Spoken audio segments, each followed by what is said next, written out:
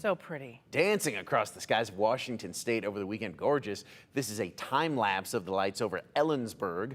According to the Space Weather Prediction Center, colors lit up the sky as far south as Northern California. Jim, how do we get colors like this? I know, how does this even happen? Well, you get these big solar storms. In fact, we've been passing through a very active pattern off the sun with solar flares and corona ejections. And so it's all that electromagnetic energy aimed right at the Earth. And when it hits the northern portion up around the poles, it ionizes many of the air molecules, and that makes them glow. So kind of like neon lights.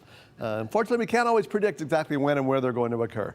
Well, we don't have northern lights right now, but interesting in the sky, as it starts to light up ahead of sunrise, we are starting to lose sight of Venus right there in the east, and the crescent moon as well. Won't be able to see that very shortly as the sky gets a little bit lighter. But it is clear, and 70 degrees in Boise right now. Southeast winds at 6 miles per hour.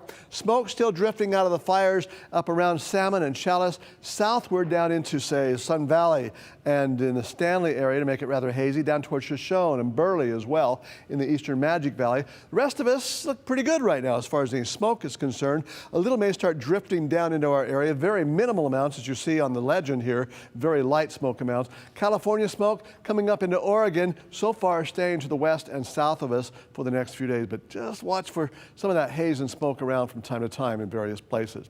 Storm Tracker is showing clear skies across our area. We do have the air quality warning out for Lemhi County because of that smoke, and we have heat advisories and warnings up into northeastern Oregon, southeastern Washington, and even in portions of northern Idaho, because temperatures in some of those hotter spots will be reaching 105 to 110 over the next few days. Down here in the southern portion of the state, up into the triple digits for many of the valley locations, 90s in the mountain areas under this big ridge of high pressure that will dominate our region for the next little while. Showers moving down through southern Montana into northern Wyoming, but they'll stay to the north and east of us. That cold front won't offer any relief for us. In fact, temperatures will be on their way up even more for the next few days. Typically it's hot in late July. It's the highest average temperatures of the year. We'll be seeing temperatures 5 to 10 degrees above normal on into the weekend as that high pressure continues to dominate the area. So for the Magic Valley today in the mid-90s, 96 in Twin Falls, 94 in Burley, with some areas of smoke and haze in the eastern Magic Valley and in the central mountain valleys like Stanley and Sun Valley. Near 90 today.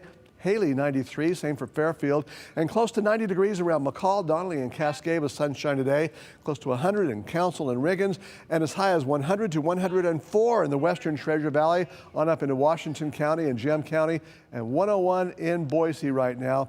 Looking at temperatures staying in the triple digits all the way through the weekend, cooling off slightly by early next week. Oof, Jim, thank you. Oof is right. Oof, Oofda. yeah. Oh, my goodness.